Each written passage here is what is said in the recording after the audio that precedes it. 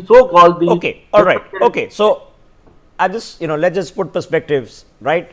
The country is doing just fine. Okay, we are not in a crisis. There's no disaster going on. I know there's a stock market correction, but stock market has been in record high every month for the last year. Okay, so it's going to correct because it needs to. Otherwise, you're going to have a big trouble for any investors 6 months down the line. So, other than that, the country is doing great. You can see it, you can feel it. So, we are not in trouble.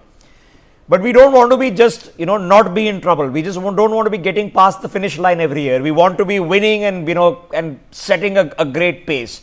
It's really complicated, okay? This is the stuff of Nobel Prizes. And Ajay Dua, you don't want to go too fast because then you overheat and then you have a bubble. At the same time, you have to ensure social justice because if a few people are getting too rich and then other people are upset, that creates law and order problems. So, let alone other political uncertainties. So, it's a very fine and complex balance, but it boils down to, I think, what General Dwivedi was saying.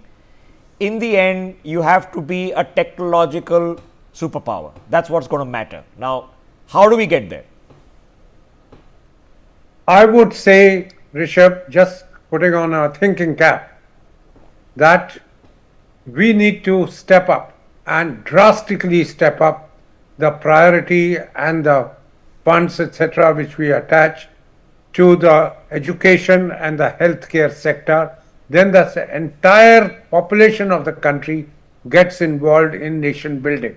Today, if you look at the number of people out of the 140 billion who have an opportunity, they may have the desire, but the opportunity to contribute to nation building, and nation building not altruistic sense, but to themselves and thereby to the nation, it will happen when you use this population, which you have the manpower advantage, the workforce advantage, turn it into a reality. And I think our center, state, private sector, all had been lagging behind drastically. Okay, so Ajay Dua, I want to pick that thought with you, okay, because every month I take interviews for people to hire, right?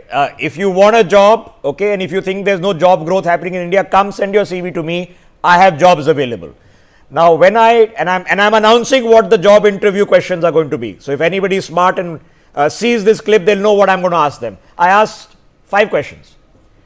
One, I ask the names of the chief ministers of 4 states, one from the north, one from the south, one from the northeast, and one from the west. Then I asked the names of 4 international presidents or prime ministers. I asked what is the GDP of India. I asked in which year was the Battle of Plassey fought. And I asked a very, very simple question: what is the first law of motion? Okay, that's all. It just gives me an understanding of how much this person has actually done in 16 years of schooling. 9 out of 10 people, Ajay Dua, can't answer more than 20% of those questions. Yeah. What's gone wrong? Where have we gotten so badly wrong? I'm not surprised, Rishabh.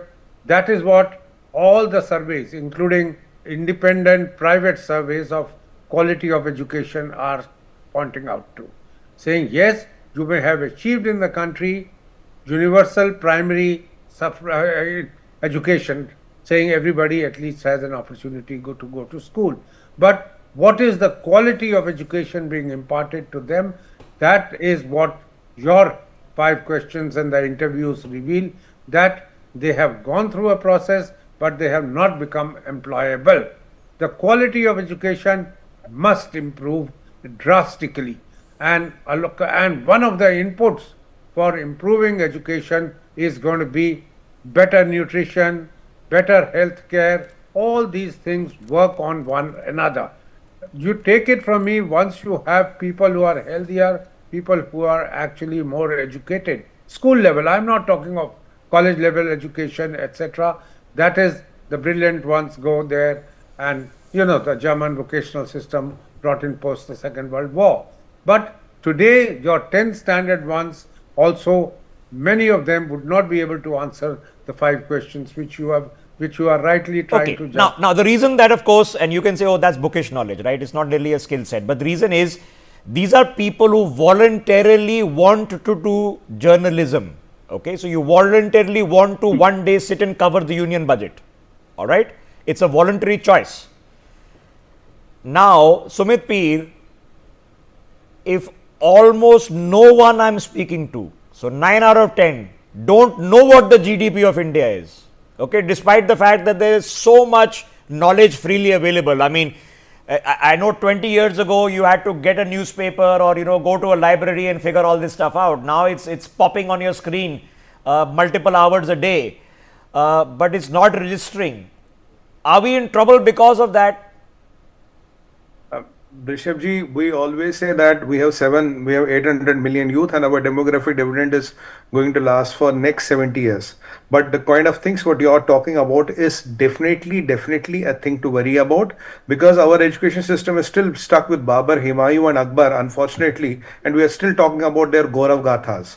And unfortunately, we are not attuned it to the needs of the hour. Because if we were to use that time to teach them GDP, teach them politics and all, and we say, no, if you want to talk politics, you have to go to political science only, then only you will be taught politics. Why do you need the GDP? You're already teaching chemistry. Because at the end of the day, that education wherein everything culminates to all these things, right?